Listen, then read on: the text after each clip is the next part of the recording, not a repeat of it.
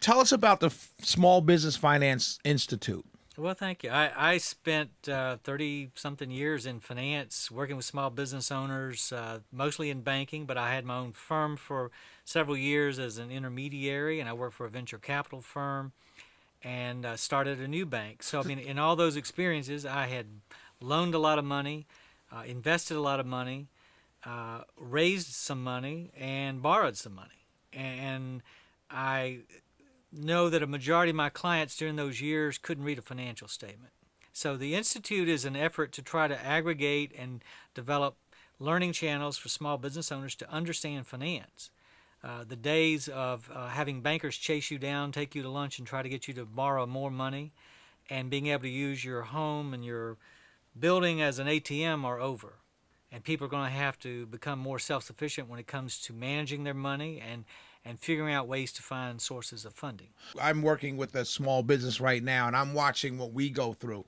And it seems to me like essentially what it boils down to is keep the product flying out the doors and just keep the money coming in and pay the bills. You know what I mean? It seems like you're caught up in that endless spiral of chasing sales and chasing stuff to get the money coming in. When the money comes in, you're just putting it right back out and keeping just a tiny bit for yourself. So that kind of business, I would assume that a lot of small businesses are like that. How do you work with those types of businesses?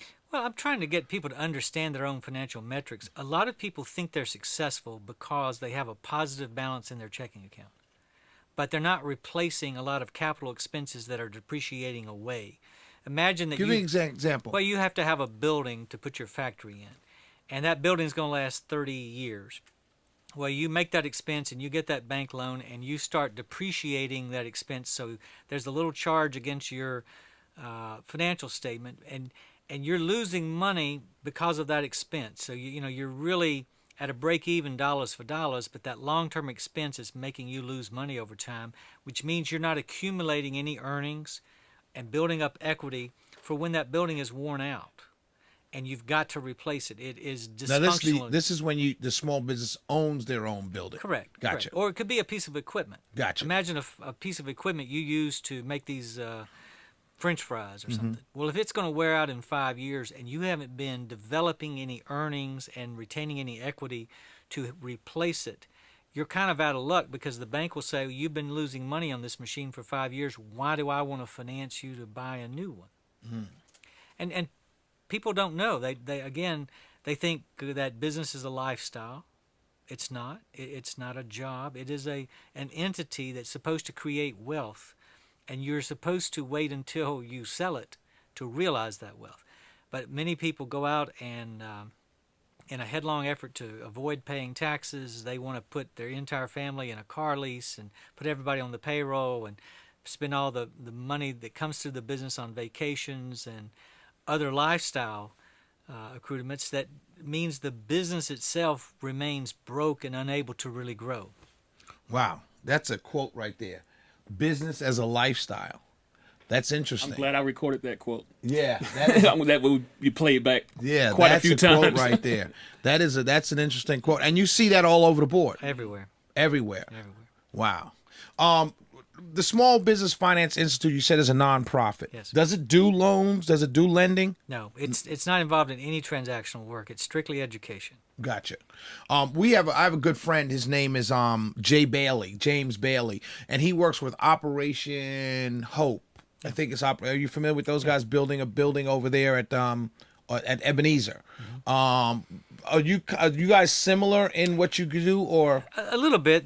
They are doing more entrepreneurial training, trying to open up opportunities, but getting people more generally educated to go into business and to make their own way and create something. Understood. You go from there. I'm really on the money. Gotcha. I mean, there are plenty of people that can teach you how to sell, how to be more efficient, how to squeeze your operation into more profitability. I'm talking about funding. I'm talking about the metrics that you produce at the end of the day and what it says about your operation. Is it successful? Are you building for the future? Too many people used to hand me financial statements that they would pull out of their desk drawer, and they'd never open the envelope from the accountant. and they would hand them to me to support a loan request, and I would come back and say, well, I can't make any financing on your business because it's bankrupt. And I'd get this big stare like, what are you talking about? I've got kids in private school, I've got a vacation home, we have great cars. And I would say, yeah, you do have a great lifestyle. You know, you're living out of that stream, that you're not accumulating anything in the business.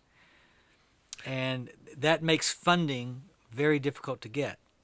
Because you're not accumulating. You're not accumulating any profits. You're not So the building bank any doesn't equity. see you making any money, actually. Right, because you're expensing it all through all these lifestyle channels. It used to be we would add all that stuff back, assuming that it's discretionary and you could stop spending it at any time you want to, and the business was really doing okay. And besides, the real property was worth plenty, and it's going to continue to be worth to plenty. appreciate. Right. Those days are just simply over. The bank no longer looks at a big house in Alpharetta as an asset to the company. Yeah.